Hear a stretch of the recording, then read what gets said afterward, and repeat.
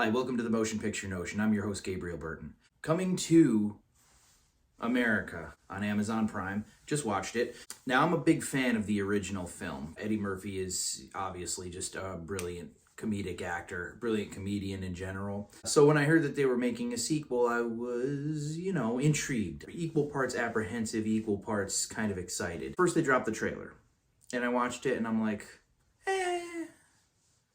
looks like it could go either way. Actually doesn't really look like it's going to be terribly funny. Then I find out that it's PG-13 and I'm sort of like, shit. There's been kind of like a rash lately of like belated sequels within the past decade, like, Anchorman 2, Zoolander 2, shit like that. Just to name a couple, My Big Fat Greek Wedding 2, all of these movies that like take 10, 20, 30 years and they're like a sequel to like a really brilliant comedy.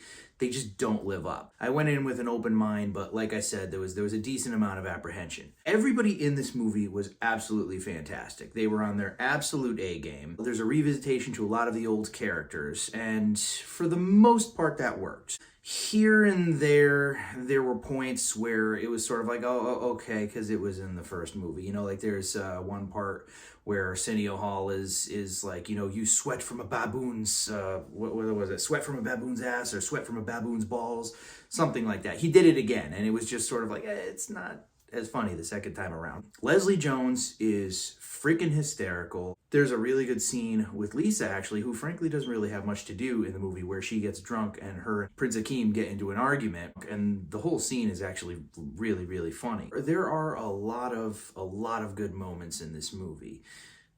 The thing is, Prince Akeem's son, he's a likable character. You are rooting for him. But there is like this solid chunk in the middle of the movie that deals primarily with him, like some tasks that he needs to, perform to prove himself as future Prince of Zamunda. So a lot of time is spent on that, and it's just not funny. And it's not even like really trying to be funny. But it grinds the movie to like a halt. And again, like I mentioned, Eddie Murphy was really funny. Leslie Jones is really funny. Leslie Jones like disappears for that middle chunk of the movie.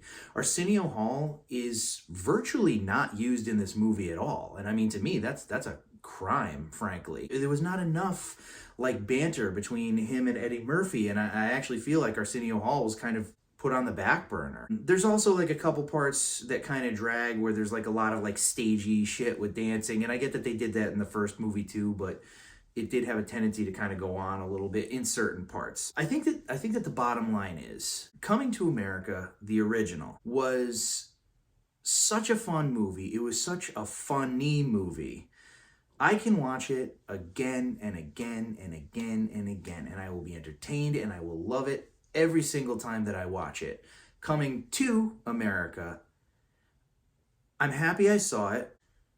I don't see myself going back to watch this movie again and again and again. I'm not saying I'll never watch it again, but it does not have an eighth of the rewatchability of the first one. It's not as good. So take that for what it is. All right, guys. That's all she wrote.